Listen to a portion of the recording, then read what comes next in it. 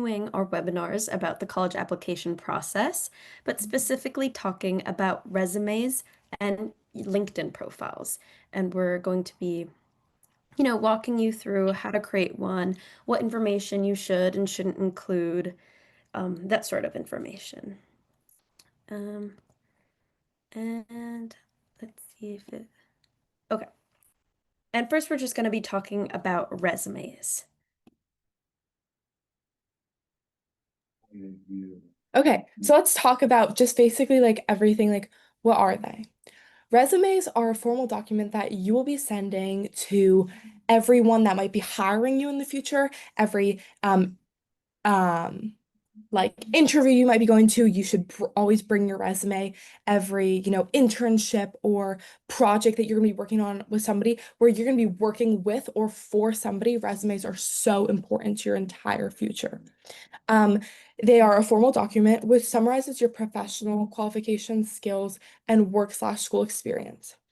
And what do you use it for? I already talked about that a little bit, but what you guys are going to be using it for really soon is your college application. And there's a part of your written college application where you can put your resume. So this is a very big thing. And also resumes are important for getting, internships or research opportunities that colleges may also be looking for. Um, and the big thing, which we will get into later, is it should be easy to read, because people might be looking at it just really quickly and want to know the main points about you and what you've done, straight to the point, to that exact thing that I was saying. And also, it should highlight your strengths and your experiences and why they're specific and why you're unique and a good candidate for whatever it is you're giving the resume for or to.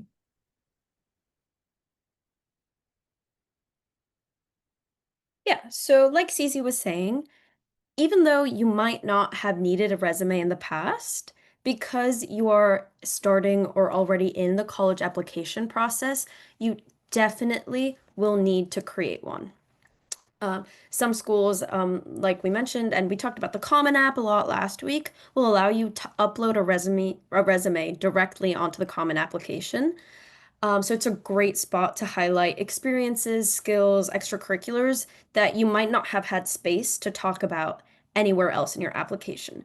So, like we talked about last week on the Common App, you can list up until 10 extracurriculars and 5 awards. But for some people, you might have more than 5 awards or more than 10 extracurriculars that you might want to talk about. So the resume is a great, great place to mention those places or those experiences. Um, and it's great to bring a resume to your college interviews, like Cece mentioned, so that your interviewer can remember key points about your application. And you might need a resume to apply to certain scholarships. So it's very, very important that you know, that we start that process now so that you're prepared, so that, you don't get an interviewer asking you for a resume and the night before your interview, instead of getting a good night's sleep, which is something that's very important and we'll talk about later this week. But instead of doing that, you might be rushing and creating a resume because your interviewer asked for one. But, this is all trying to prevent that situation. So you can create it in advance and so you can be excited and knowledgeable about how to create one. So now we're gonna just like briefly overview the general parts of a resume, but we'll get into the specifics in later slides. So the first thing is a header. For it depends on what type of resume you are making, whether it's a CV, a college resume, a job resume, whatever. But the header that I used for my college essay was my name and underneath it the subheader my email. You could also do like your name and then resume or your name and CV. Um, but that's it's just important that that's the first big thing. They can see your name. Always put your name in the header of a resume. Make sure that's the big thing so people know who you are, and can easily find who you are. If they're looking through multiple resumes, they want to easily be able to see whose this one is, right?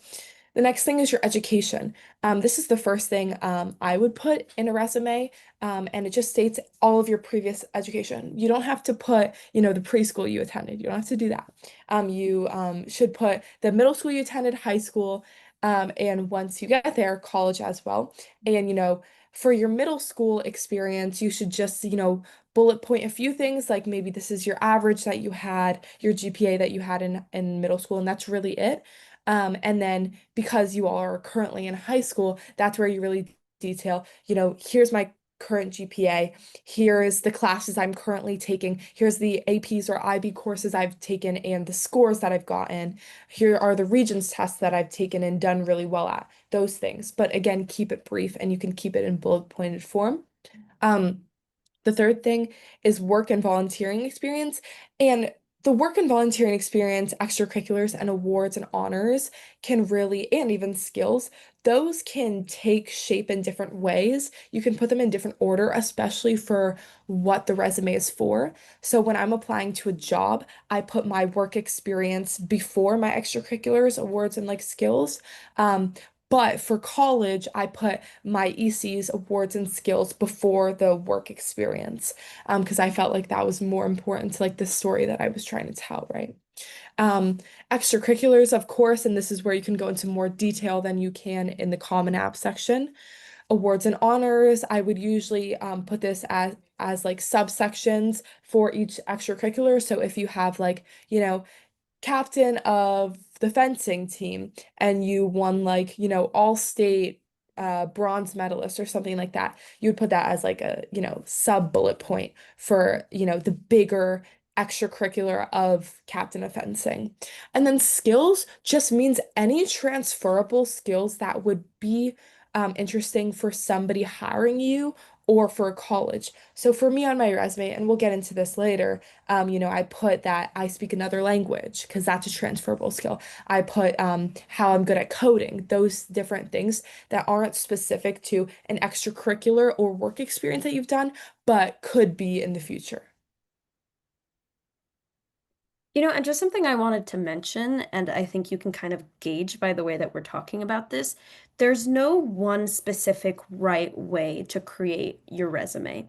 It varies from person to person, depending what your experiences are. If you are somebody who has incredible work experience somehow at a high school age, that might be the bulk of your resume. Whereas if you're somebody who's like Cece competed in three different sports and has maybe a bunch of awards about surrounding those sports, that might be more um, important in your resume. And it also, like Cece mentioned, varies from um, what things you're applying to or what you're using the resume for. You want to cater to the specific things that you're applying to. So you're not just going to have one resume that you use for everything. You're going to want to tailor it to the specific things that you're using it for. But in the next section of the webinar, we're going to talk about the general information you should have.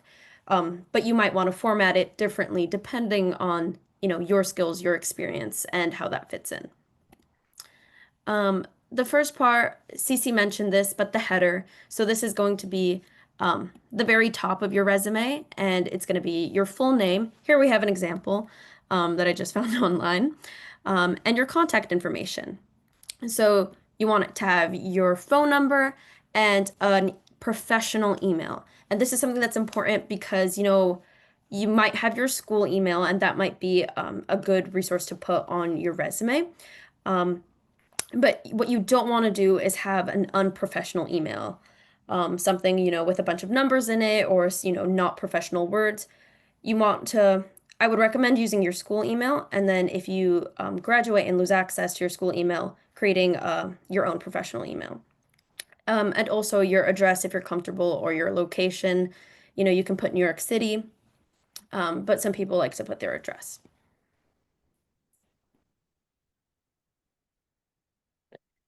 Okay, the next thing, which I suggest for all of you, because you're all making this resume for college applications, should be the generalizations about your education. And this is also important when you're getting a job as a high school student. So I would recommend putting this first, no matter, what type of resume you're making at this point in your lives. Um, and the first thing is your high school's official name. And like I said, you could also, t talk a little bit about the middle school, but be very, very, very brief.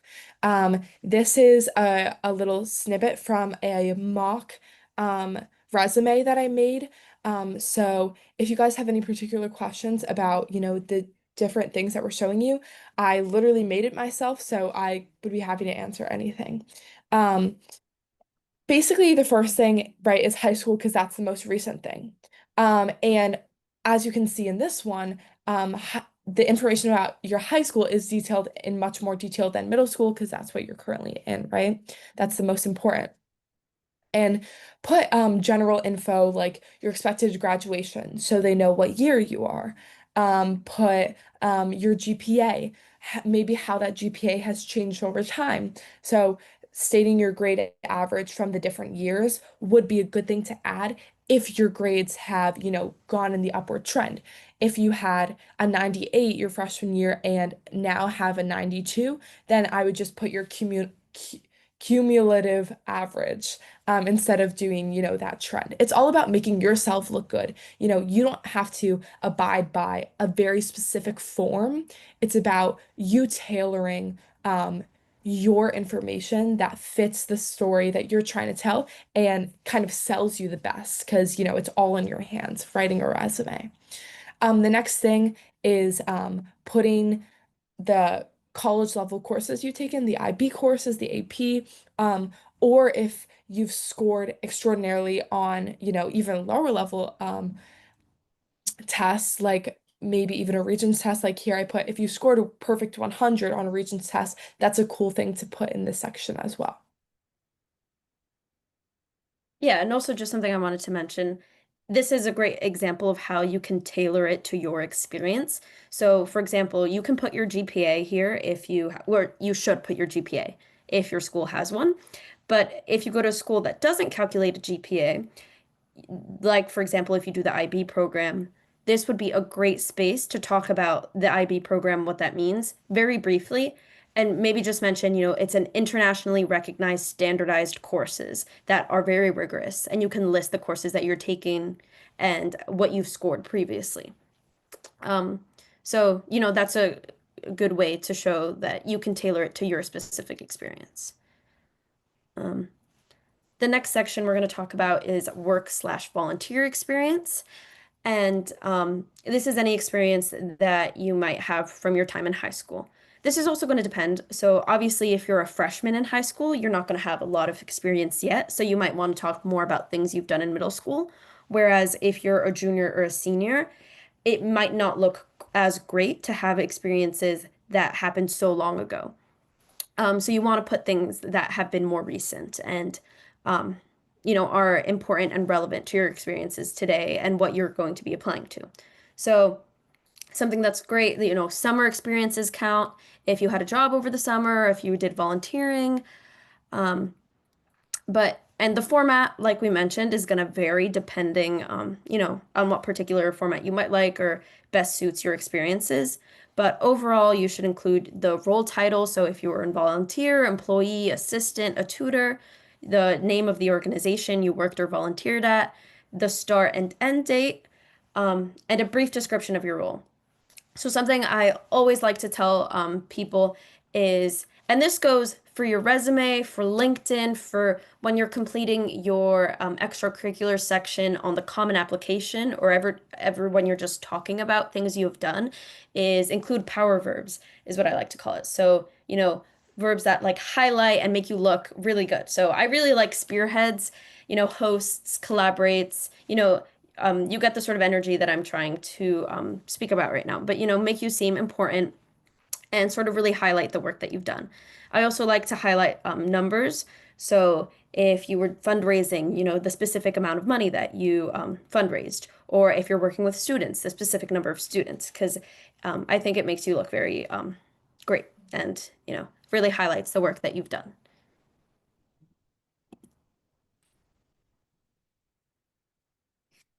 And then, excuse me.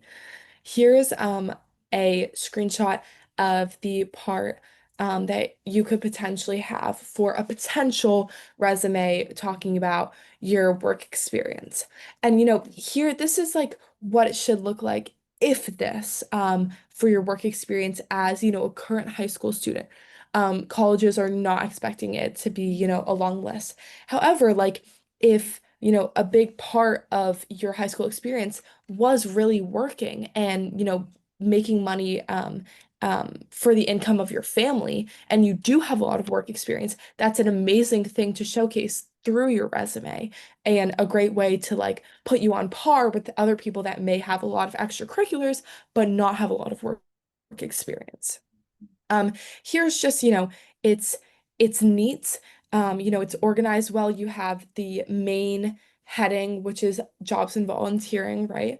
Or you could write that however you want. Work experience could be, a viable heading as well. And then you have the subheadings that are bolded of each specific job you have. And then, they're all formatted the same way. It's important to keep, a structured resume throughout because you want the people reading it to be able to find what they want quickly and to be able to um, discern things about them that are important to the position or the college that they're considering you for. And then here, just like, kind of like random things. Being a ball crew member, this is something I did over the summer. So, this is something I put, being a tutor.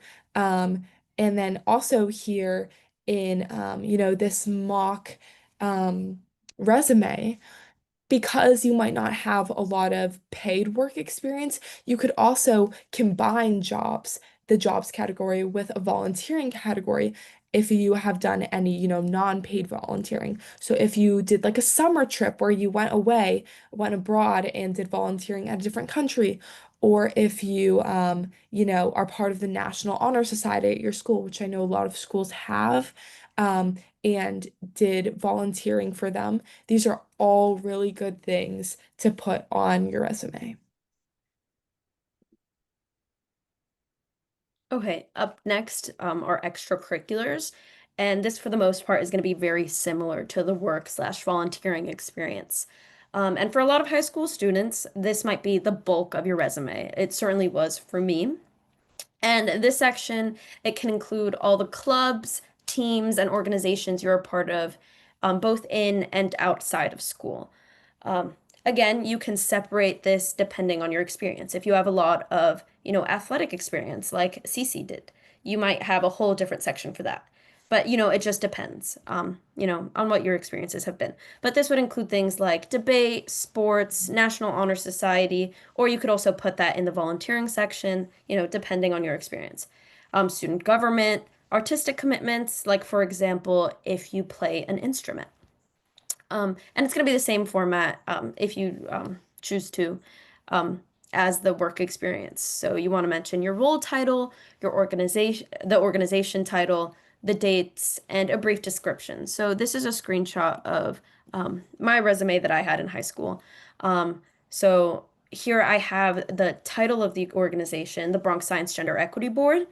I do a dash and then I do my role title. So I was one of the founders. So I founded that board. Under it, I had the dates. I did the month and the year and start to end. And then I did a brief description that's highlighting the most important, at least in my opinion, aspects of my participation in that club. So here I have collaborated with national organizations to increase female enrollment in advanced and STEM classes, lectured faculty from across the nation to improve educational equity. So, it's brief. I always start with the verb, and it's to the point, and it highlights my work within that organization. So this is a format you can follow. You can also do something different. Um, but yeah, this is just an example.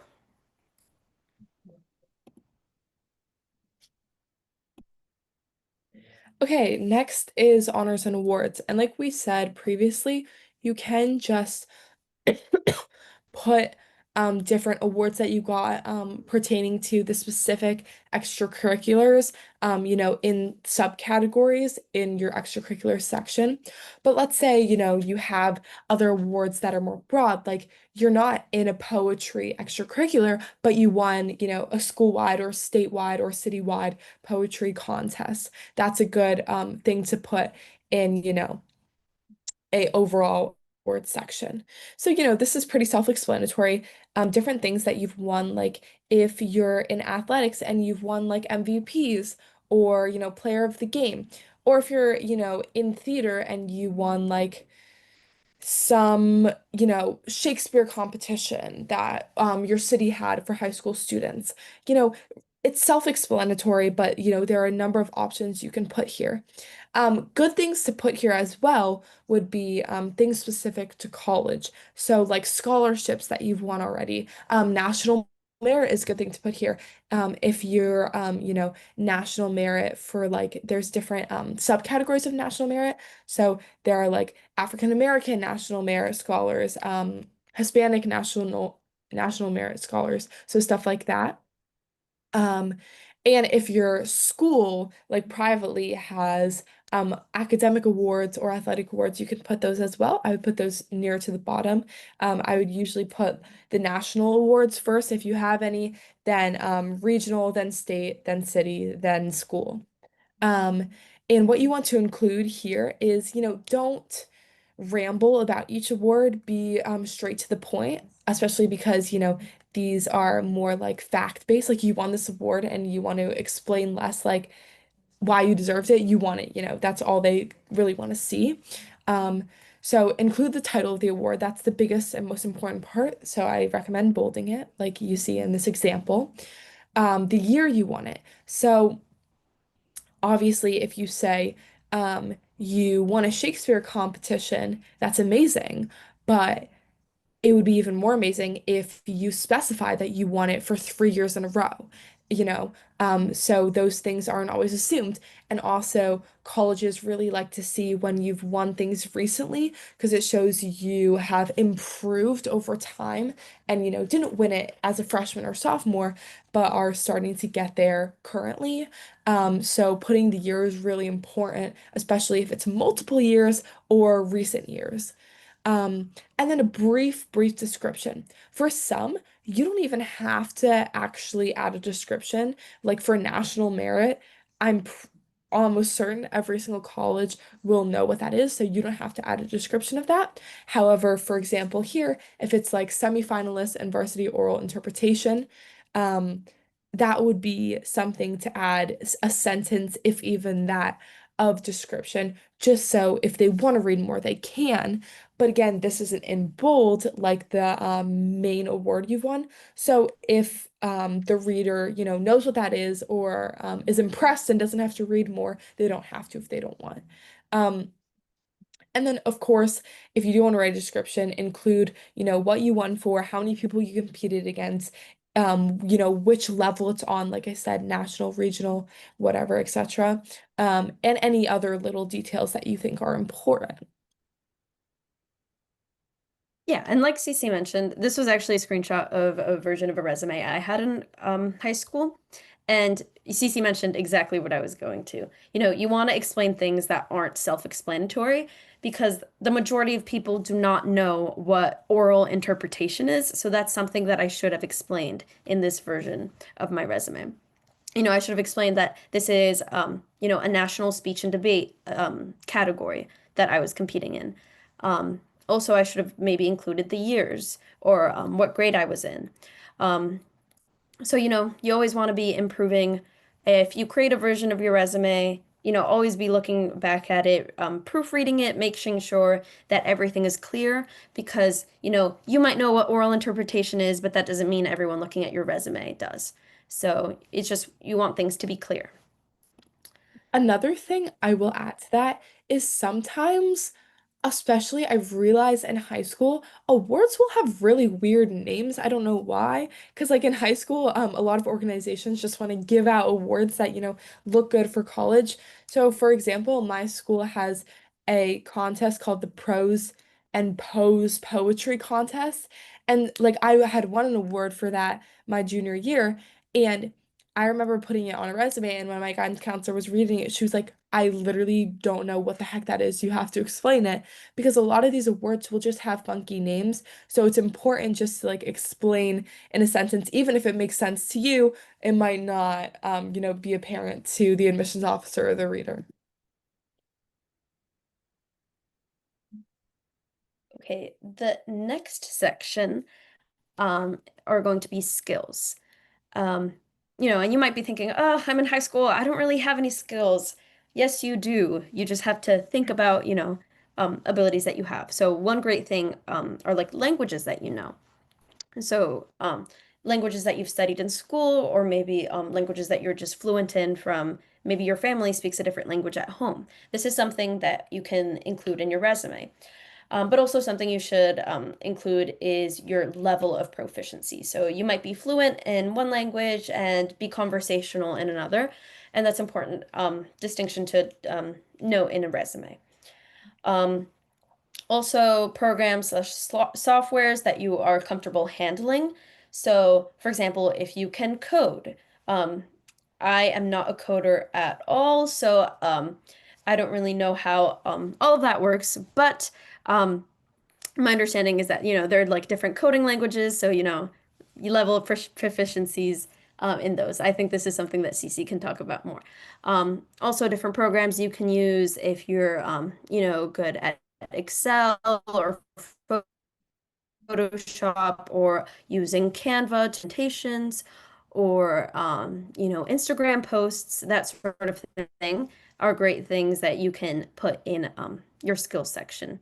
Also, you can talk about your leadership, communication skills, risk management, and different experiences that have led you to develop those skills. This is a screenshot of the mock resume CC made if you want to talk about that. Yeah, I mean, I think in a resume, the most important thing is having straight to the point ideas and having, big words that stick out. So you don't want to have a lot of filler words because a lot of companies or admissions officers will want to see like the big picture in a short amount of time. So under like coding skills, that's bolded because if a particular job or school like MIT, for example, which, takes into account your coding background, if they see that and that's important to um, the institution, then that would be great to see quickly. And also, I didn't like right, I am proficient in Python and can do a lot of things in the system. Instead of saying that, I just said proficient in Python and data analysis using R. So in that one, not even a sentence, I stated two, coding languages. And that's important because you want to have those big words stick out because, a lot of the times, um, employers or admissions officers will just skim through to see those big words, like to see, 5 on AP Calculus or to see, specific titles. And it's important that you get to those points quickly and concisely.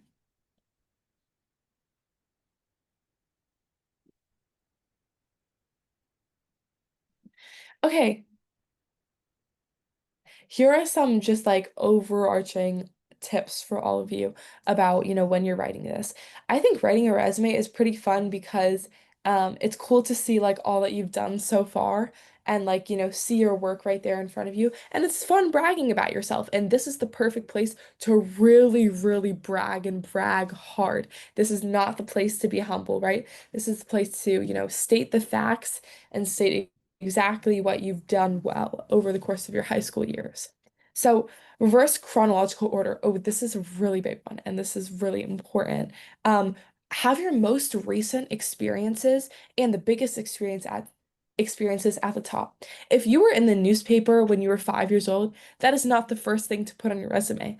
While that's cool, it's kind of irrelevant, and it's also when you probably couldn't even remember. So, like we talked about last week, um, writing a good college essay and writing a good college application, it's important to be specific about the things that are most recent because, that's the person they're going to be accepting into college. Um, be accurate. Do not lie or bend the truth. Um, I recently heard of a classmate getting rescinded from a school because she lied in her college application. And this is something that is not uncommon, especially now with, AI culture and, cheating culture. A lot of people think that it's okay to, fudge the truth, but at the end of the day, a lot of things do end up coming to light.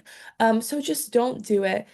Even if it's a little bit, even if it's like, oh, instead of saying I have a 94 average, should I say I have a 95? Little things like that. They really don't make a difference and could end up hurting you more than helping you if you were to lie and get away with it. Um, Keep it brief. This is something I struggled with. Try to keep it to one page, especially because in your college applications, adding your resume is an optional thing you can do. It's not necessary. And we've talked about this before, but when it's optional, it's not optional. Do it. You have to do it. Um, but especially because it is technically optional, um, you want to make sure you're not submitting 5 pages of optional, material because colleges just won't read it at that point. Be consistent. Um, when you're writing up your resume, and this is something that is hard to grasp at the beginning, you don't really want to use full sentences all the time.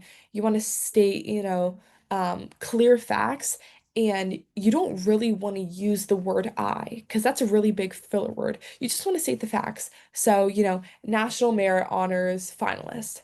That's it. That's all you have to state, not I was a. That's 3 words you don't need. And make sure if you're not using I in, one section, don't use it in another section. If you're being concise in one section, make sure you're being concise throughout, keep the same, tone of voice, the same, diction, all of the above. Proofread, of course, everything on your Common App, everything you're sending to colleges, proofread right after you've written it, in the middle, intermediate steps. Once you finish other things, go back and proofread a thing that you wrote before. And before you submit anything, proofread, of course, because you want to make sure you don't have typos, especially for a resume. I'm sure a lot of you will be submitting resumes to jobs. You want to have a good first impression before they even meet you, and you might be sending resumes to employers before you even have an interview. So you want to make a good first impression and make sure to eliminate any extraneous errors. And just two things I wanted to mention about keeping it accurate. A lot of colleges will reach out to the organizations that you mentioned volunteering for or working with to make sure that the information that you put was accurate. And instances that students have lied on their applications have sometimes come to light because maybe you volunteered for this nonprofit over the summer, but instead on your application you wrote that you volunteered for the whole academic year. And then when the college is reading through your application, they might reach out to that nonprofit and say, "Hey, can you confirm that so and so was a volunteer, and can you tell us the information regarding their time working with you?" And if that information doesn't line up, that looks really bad on your behalf. And in those instances, there have been students who have been rescinded to colleges they were accepted to. And you do not want that to be your situation, and it is so avoidable. Be 100% accurate. And if you're not sure about something, maybe it was, 2 years ago and you don't remember exactly, make sure, go back to your emails or, contracts you might have signed, th look back and make sure what you're putting is accurate. Um, Also, in terms of proofreading, um, I've heard of employers or, admissions officers who say that if they find a typo in anything that you're submitting, they will no longer consider you. So you want to make sure that there are zero, zero, zero typos. You want to proofread it not once, not twice, but 3 times. Have at least one other person look at the things you're submitting. It might depend. Last week we talked about your personal statement might be something, like in the title, that is very personal to you, and you don't want a lot of people reading that. And that, might be the case, and you want to respect that. But something like a resume, you can have, like an English teacher look at, or your parents, or a peer, because it is something that is less personal. So you want to make sure you're getting other eyes on it to make sure that it is absolutely perfect. The resume is something that you have full control over to make perfect. And, this is something that you um, shouldn't mess up because you have all the resources and steps and time to make sure that it is. Um, but yeah, so. Now we're going to be shifting gears a little bit, but not completely, because LinkedIn, it's going to be using a lot of the same information that we talked about on the resume, but in a slightly different format. And we'll get into what exactly that looks like. Yeah, so basically, what is it? LinkedIn is the social networking platform, especially on a, job level and, on a institution level. And what that means is there will be a lot of, college communication on LinkedIn. There will be a lot of hiring on LinkedIn, but also, getting internships, getting recommendations, having connections with people in your intellectual sphere or in your job sphere as well. Um, and like this states perfectly, it's designed for professional networking and career development. So, if you guys want a job, this is kind of unrelated to the college process, but if you guys are looking for a job this summer, LinkedIn's a great place to connect with different professionals that may be working in a field that you are interested in working in. Um, and you can basically think of it as a professional social media. And so what this means is you can see once you connect with people there, are people from your school that you could connect with, professors from colleges you might want to go to that you can connect with, really a really wide professional sphere of people in LinkedIn. And you can see when these people, if you're following them, you can see when they post something, and they usually post updates about the things that they're working on.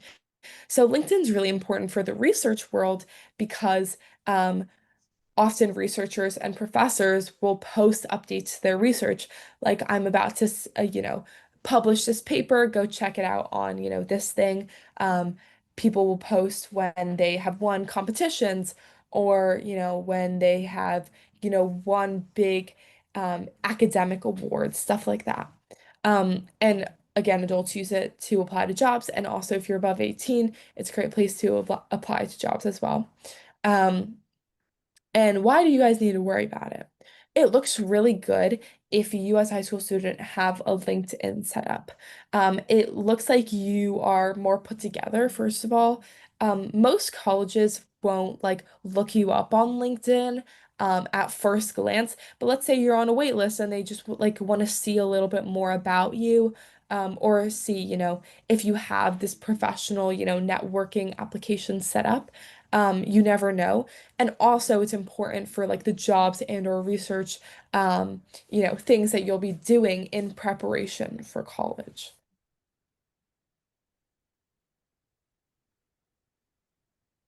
So, one thing I wanted to add about LinkedIn, we'll talk about how to create a profile in a second, is something that I always recommend people is that, you keep up with people who go to your school and are maybe a year or two ahead of you. Because what people will typically do on LinkedIn is they'll post if they're starting a new internship or they're doing a research opportunity. And I specifically recommend for people who are a year or two older than you because you can start thinking ahead of, certain opportunities that you might be considering. Um, so you can kind of just get a visual reminder of, maybe I should be considering this sort of internship for my next summer because these are what people are doing who are a year ahead of me. So that's just something I recommend. So keeping in touch with people from your school via LinkedIn to get those sort of, bursts of inspiration for what you can be doing. But how to create a LinkedIn profile, you want to go to linkedin.com and this page is going to come up. And as you can see here, if you can see my cursor, it's going to say join now in the corner and you're going to create an account. And you can create one with Google or with a non-Google email and set up your account that way. Um, it'll have all the steps to create an account, and it's going to be very similar to, creating any other social media account. But you want to make sure that you use an email that you have and will continue to have access to, because one of the things that LinkedIn does a lot is they send a lot of emails to your inbox about Like maybe you got a notification, somebody sent you a message. They'll notify you that via your email, and you want to make sure that you're staying updated. So you just want to make sure that it's an email that you will have access to in the future. So maybe not your high school email if it's something that you know that you're going to lose access to. So just these things that we want to be thinking ahead.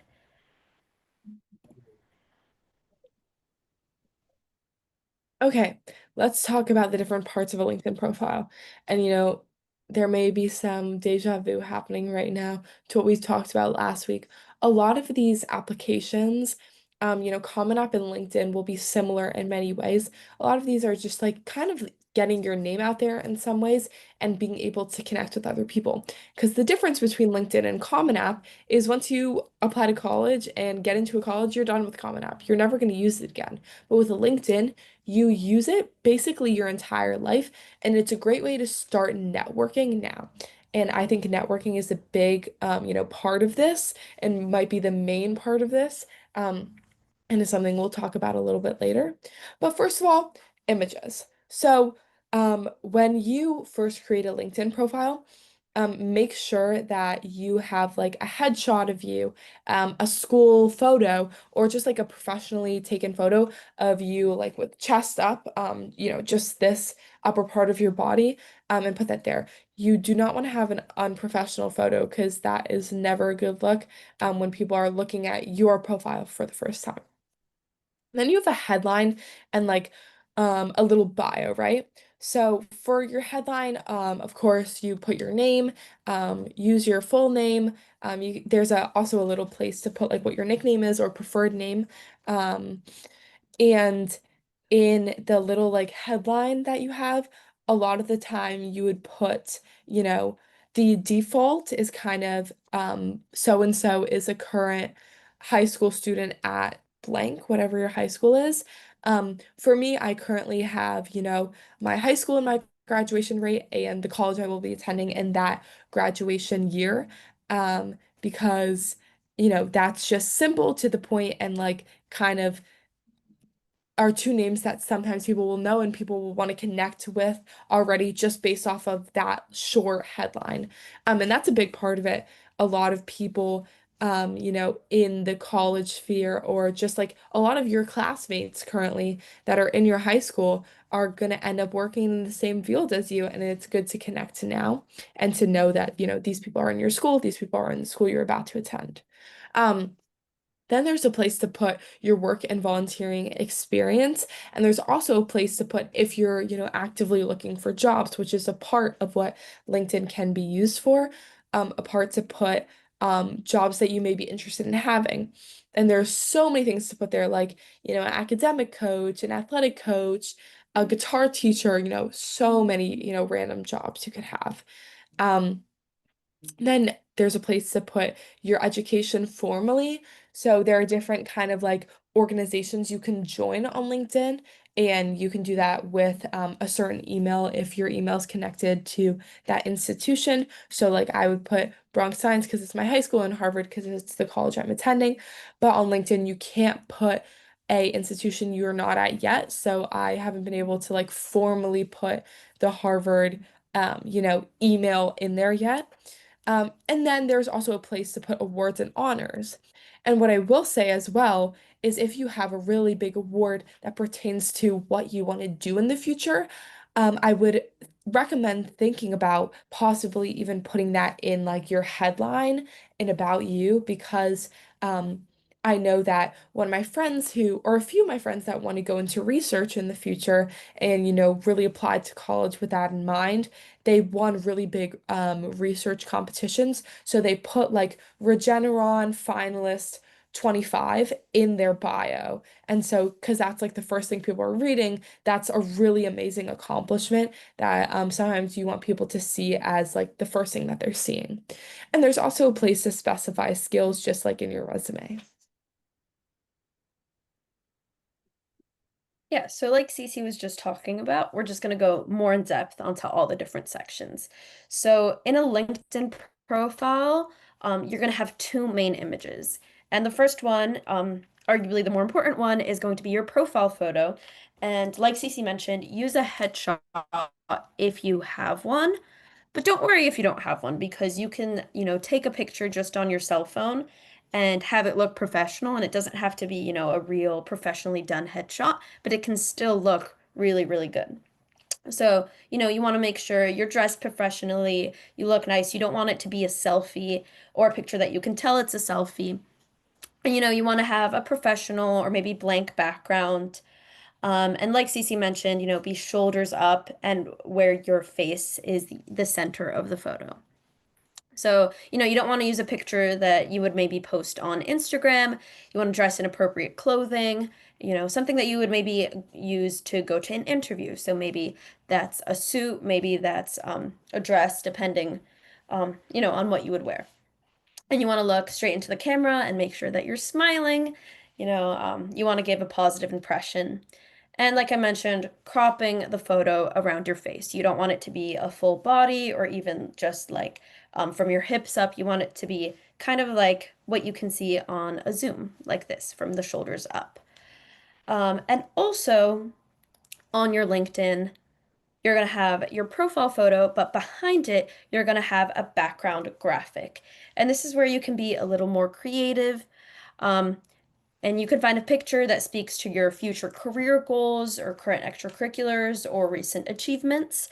Um, if you don't have a picture that kind of speaks to any of your goals or extracurriculars or achievements, what I've seen people do is also put pictures of the skyline of the city that they're a part of, or a picture of their college campus, if it's especially if it's particularly recognizable. Um, so this is a part where you can be a little more creative. Um, and you can use a photo of you participating in an event that is relevant to you or a future career interest. So, for example, if you're an athlete, you can use a photo of you playing in a game, or if you're an artist or a musician, you participating in that form of art. Can be a really a great way to, make your LinkedIn profile engaging, but specifically speak to you and highlight one of your skills or things that you're passionate about. So, this is something that you can start brainstorming even tonight, looking through your photos, something that you could particularly use for the LinkedIn profile.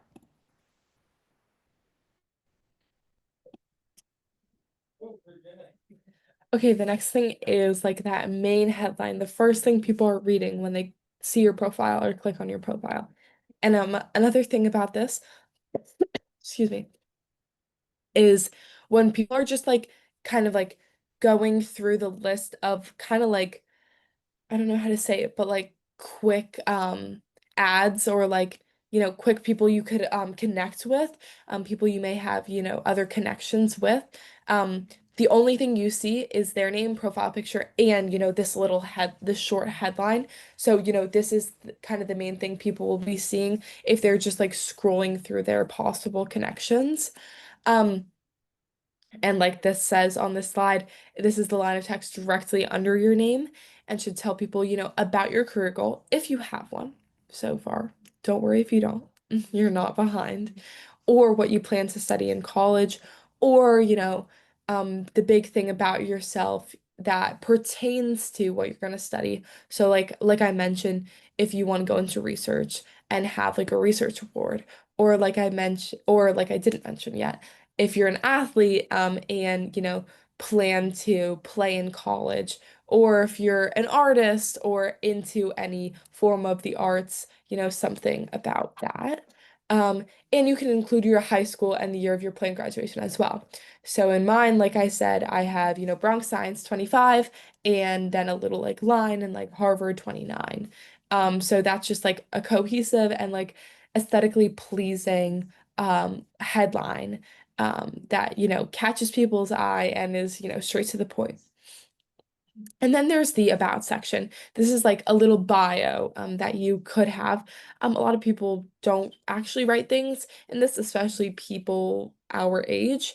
Um, I didn't like fill in my bio until like a few months ago, but the about section is similar to a college essay or a college supplement, where it's like, tell us more about yourself, or even similar to a resume, like we talked about earlier.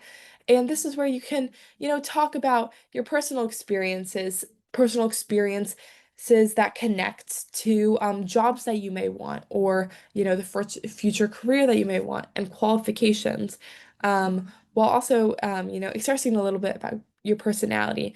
In the bio, a lot of people, talk in a tone of voice that, they want people to see is a part of their personality and like how they want to portray themselves to other people. Excuse me. And then share your goals. Um, and these are all suggestions of what you can do in your bio. There's no right or wrong answer. You will see some bios in LinkedIn are super professional and like all the awards they've ever won and like all the papers they've ever published. And if they're, um, associate professors in every single school they've worked for, or every single company they've worked for. And then some are super informal, like I'm just an artist and living life to the fullest. Some people, but it really pertains to, the message you're trying to like, put out there. And because you all are just applying to college now, I wouldn't really worry about this and exactly what you're saying at this exact moment. But yeah, these are all suggestions if you do want to think about that, about me section.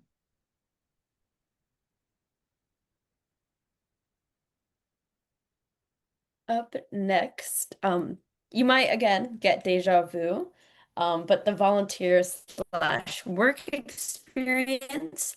So LinkedIn allows you to list the jobs and volunteer positions you've held, and you can specify whether, obviously, in high school they're not going to be full time, um, but part-time jobs that you might have had, over the summer or unpaid volunteer positions.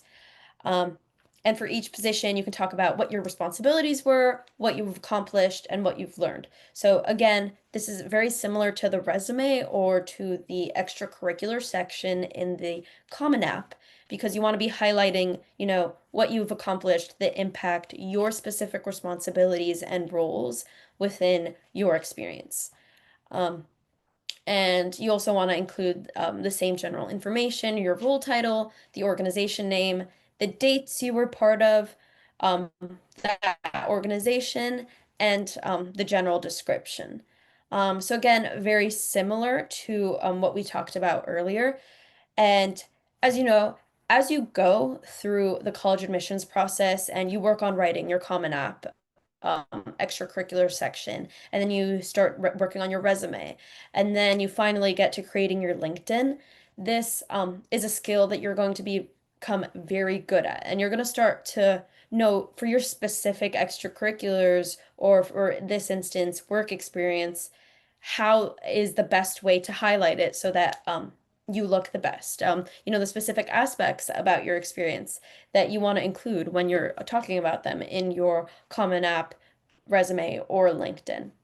So, this is a skill that we develop and, that you can practice. You don't have to, finish your LinkedIn in one go and like that like has to be the final version. No, you can go back and edit it as you learn, as you're,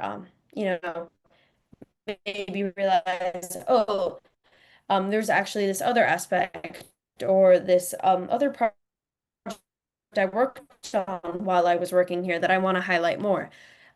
It's an ongoing um, project working on your LinkedIn. Yeah, I totally agree. And just also like the overall like idea that you're gonna get good at, writing these types of things. That's so true. Like after you're done with the college like admissions process, you're gonna be like, wow, I'm really good at like knowing what I'm good at and being able to sell myself and put all the concise information in one place. And it's really good practice. Once you finish writing the Common App, making your LinkedIn profile will literally take 1 minute. I promise you, like it will. Um, okay. Now we're going to talk about, the education section. And this is kind of what I was mentioning a little bit earlier, how you can like put different tags based off of, which schools you have attended or are currently attending or are currently attending. And you want to list all your education experience. Again, don't put your preschool. I don't even think LinkedIn will have that, but make sure to select your high school And once you're in college, put your college as well. Um, and when you're inputting in the education section, it has to be, a school that they find in the system. You can't just make up a school.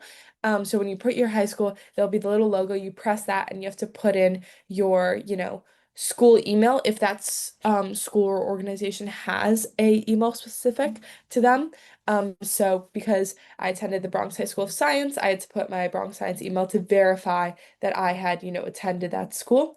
And then, like I said, you can't put your college until you are currently enrolled.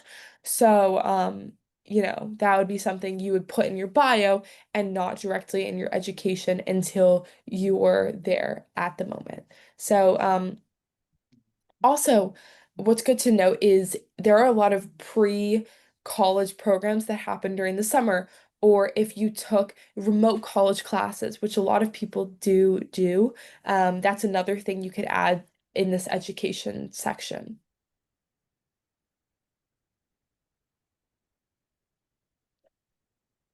Okay, and honors and awards. So this is going to be very similar, like we've been mentioning, um, to your resume, to your common application. And like I mentioned earlier, this might be a great place. Oh, and additionally to the resume, it might be a great place to mention things that you didn't get to mention in your common application. Because you might get an instance where your interviewer for a college interview might look you up either before or after the interview. So it's good to have all this information on the LinkedIn profile.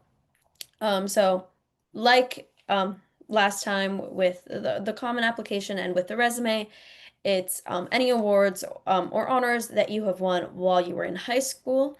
Um, like we mentioned, if you're a freshman, this might include things that you did in middle school, but you want it to be things that have relevance to your life today. So if you're a senior, that isn't really the case. So like we mentioned earlier, it can be academic awards, athletic awards, things you've won in your extracurriculars. So for example, if you won a debate tournament, things like that. Um, we also mentioned poetry and writing competitions, and these are great things that you can, apply to on your own and submit to, and you might end up winning a competition. And, um, there's many opportunities out there that you can research and apply to independently, even if your school doesn't offer it specifically. Also, any artistic competitions. For example, I have up here at Harvard who plays in an orchestra, and an orchestra recording that she recorded with the group won a Grammy. So that's an award that she gets to talk about. And even though she's not pursuing music professionally, that's, a great way to show that you're a well-rounded and you know, well-rounded student. And that's definitely something that she's going to have on her LinkedIn and in her resume.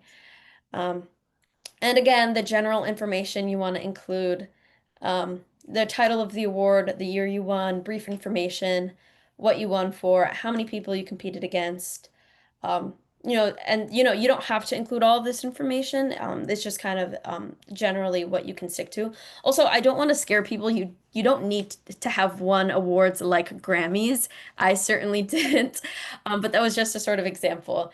Um, that is a very strange and spectacular case.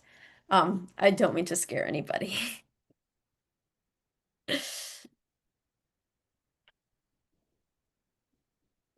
So next and lastly is, the skill section. And, this is similar to the skill section on your resume that you will be adding there as well. But LinkedIn allows you to list up to 50 skills. But of course, you do not have to list that many. And you can list zero if you want. This is also something that really no college is going to look at specifically. No admissions officer is going to go that deep into your skills on your LinkedIn. They might once you get accepted and like Milena was saying about, checking and making sure that everything on your resume is true. They might fact check things from LinkedIn.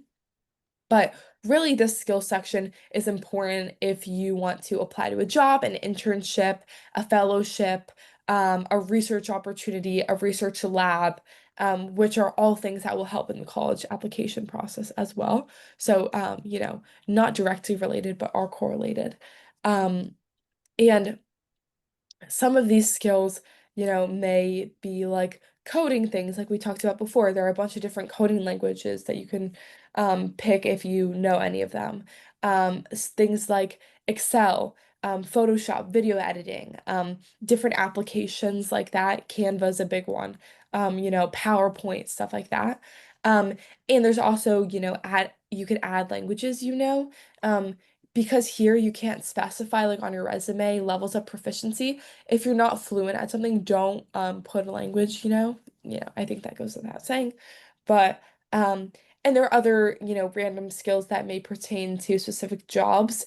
And also, a cool feature is that if you had originally put jobs that you are, looking for or jobs that you are considering and would like to have, there will be suggested skills. So like if I put I want to be an athletic coach, then on skills, there might be like, athletic coaching or, um, you know, basketball proficiency or, there were different sports listed there as well. So, there will be suggested skills if you complete, that first part. And just overall tips. You want to make sure your resume and LinkedIn profile are constantly being updated and, up to date with what your most recent accomplishments and experiences have been. So what that might look like is, every couple of months just checking in and, updating, editing, rearranging things depending on how things have changed. Or if you get a new job, internship, join a club, or get a leadership position, you might specifically go in and update your resume and your LinkedIn profile. Um, what people do, especially now that I'm, starting my first summer after college, a lot of people will post their internship opportunities that they've started. And they make a post, as if it were Instagram, but it's a professional version. They say, I'd like to announce that I am starting this internship program at so and so organization or company. And, those are great ways to keep your profile updated. You can also, research college and careers on LinkedIn. Find people that are in the fields that you are particularly interested in or at the universities and colleges that you're looking into and ask them if they're willing to give you advice. The messaging feature is a great way to get in touch with people, especially on LinkedIn. And you also want to make sure you're staying active. You want to connect with people in your circles. So, for example, right now you guys are in high school, making sure that you're connecting with all the people who are in your high school or maybe who are graduating this year so you can see what they are up to in the future. Like I mentioned earlier, something that I like to do is keeping in touch specifically with people a year or two ahead of me so I can see what they are up to and sort of start mentally preparing. Oh, this is what a typical student does their sophomore year summer. And I can start thinking ahead about what I want to do next summer. And that's a great thing that you can do on LinkedIn. And like I mentioned, people post about their experiences and accomplishments. So that's something you can see for other people, but um, an opportunity for you to post about your experiences and accomplishments as well.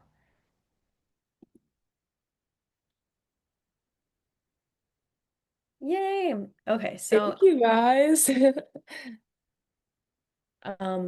if people have questions about any of that, we know that that was a lot of information, or anything about the college application experience or things we might have talked about last week, we can also answer those questions as well.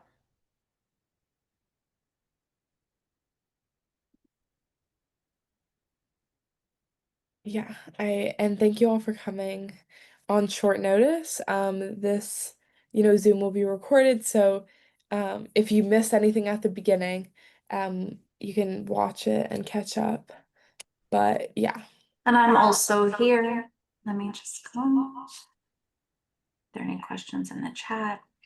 I just want to take a moment just to remind everyone how lucky we are to have all these webinars and quite a few of them that are running right now. We are extremely fortunate. So I definitely want to say thank you.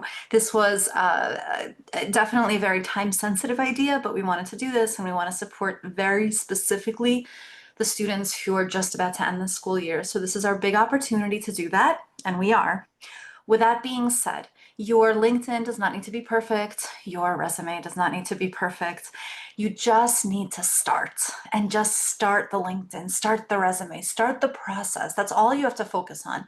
I think the hardest part is just launching, right? Like, oh my God, I have to do this. It's so stressful. But once you do it, it's not that bad. So please remember that. Getting started is probably one of the hardest parts that you have to worry about, because after that, it's not bad. Thank you so much. Can you just quickly review what are the topics for tomorrow and after tomorrow so that I properly communicate what the next topics are? Thank you. I think tomorrow we're going to be talking about college application interviews and just overall etiquette for when you're going on college tours, Good. and also for the interviews. And then on Wednesday, talking about extracurriculars, how to highlight them, what you should be getting involved in, and also applying to college as an athlete. Perfect. Yeah. So on Wednesday, we'll be doing like extracurriculars and like zoning in on those and like specifics of that. And then I'll be talking a little bit for anyone that's an athlete here or like a prospective athlete on, what that system looks like. Just a little bit briefly, because I know most of you are probably not athletes, but also what it looks like being an athlete when you're not directly recruited to a school during the recruitment period and how to like reach out to coaches and stuff like that.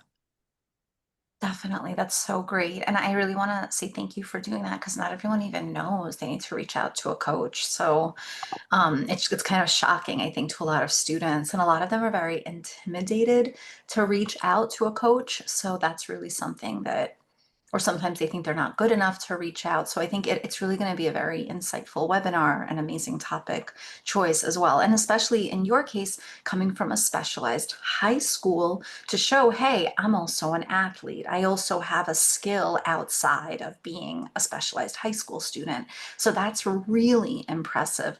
I want everyone please to type thank you in the chat. We're going to send you a huge, huge thank you, everybody.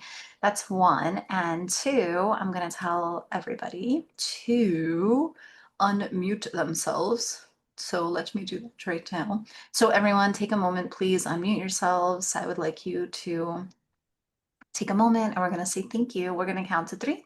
Everyone, please, if you could, I'm going to ask everybody to unmute and we're going to count to three. And we're going to say thank you so much for this nugget of wisdom that we got at the 11th hour. Thank you so much. Ready? One, two, three. Thank you so Thank you so much. much. Three, Thank two, you. one. Thank you, thank you, thank Thank you, you. thank you, thank Thank you, you. Thank you, thank you, everyone. thank you. Here's to more. We're making it happen, everybody. Okay, thank you. We'll see you, lovely leading ladies, tomorrow. Thank you. Thank Thank you guys. you. Thank you everyone for Bye, coming. everyone. Amazing. Great job.